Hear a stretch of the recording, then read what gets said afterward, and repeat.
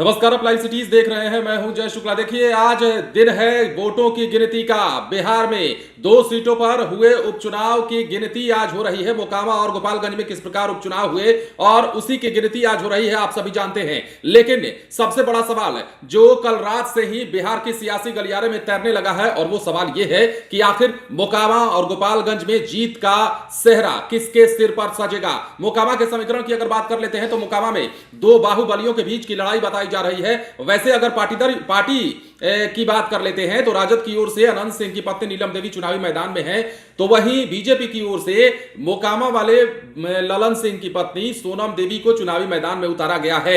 आपने तस्वीरें देखी तमाम तरह की किस प्रकार से बीजेपी की तरफ ओर से भी ताकत झोंकी गई। मोकामा में तमाम नेताओं द्वारा प्रचार प्रसार किया गया, बड़े बड़े नेताओं और दिग्गजों का वहां पर जमावड़ा लगा। तो उसी प्रकार राजद की ओर से भी, यानी कि महागठबंधन की ओर से भी जेडीयू और राजद के तमाम नेताओं ने वहां का दौरा किया। तेजस्वी यादव खुद और ललन सिंह किस प्रकार वहां जाकर लोगों के बीच वोट की अपील करते नजर आए, वो भी आप सभी ने देखा। लेकिन अब वक्त आ गया है रिपोर्ट कार्ड का। जिस प्रकार अभी देखिए वोटों की गिनती शुरू हो चुकी है और कुछ ही देर के बाद हम आपको आंकड़े भी बताने लगेंगे, जो आंकड़े निकलकर सामने आएंगे कि कौन कितने से आगे, कौन कितने से पीछे, ये तमाम बातें भी हम बताएंगे। रुझान भी आने थोड़ी देर में शुरू हो जाएंगे। लेकिन उससे पहले बड़ा सवाल लाइव सिटीज भी आपसे जानना चाहता है, आपकी राय भी जानना चाहता है। आपको क्या लगता है गोपालगंज और मोकामा में किसके सिर पर जीत का सेहरा सजने वाला है? एक तरफ है मोकामा में जहां अनंत सिंह है, तो दूसरी तरफ मोकामा वाले ललन सिंह है। अब देखना होगा लड़ाई किसके बीच में है, क्योंकि अब कुछ ही घंटों के बाद यह भी पता चल जाएगा कि मोकामा और गोपालगंज में किसकी जीत हो रही है और किसको शिकस्त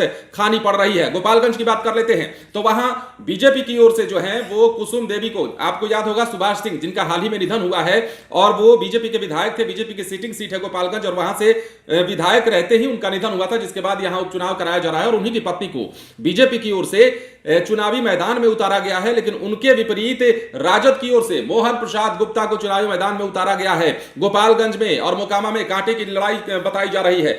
मोकामा में तो और भी दिलचस्प बात यह है कि यहां पर तमाम सियासतदारों की नजर टिकी हुई है कि आखिर मोकामा का चुनावी रण क्या नतीजा लेकर सामने आएगा। यह अनंत सिंह का गढ़ माना जाता है, बाहुबलियों का गढ़ माना जाता है। मोकामा का क्षेत्र जो है वो भूमिहारों का गढ़ माना जाता है और ऐसे में यहां पर राजनीतिक परिदृश्य काफी देखने को मिलते हैं। लेकिन अभी वक्त है नतीजे का और देखना होगा कि गोपालगंज और मोकामा में जीत आखिरकार किसकी होती है। वोटों की गिनती शुरू हो चुकी है और कुछ ही देर के बाद हम आपको बताने आएंगे कि कौन आगे और कौन पीछे। बने रहे लाइव सिटीज के साथ। यदि अब तक आपने हमारे चैनल को सब्सक्राइब नहीं किया है तो सब्सक्राइब कर लीजिए ताकि हम आपको खबरों से अपडेट रख सके। धन्यवाद।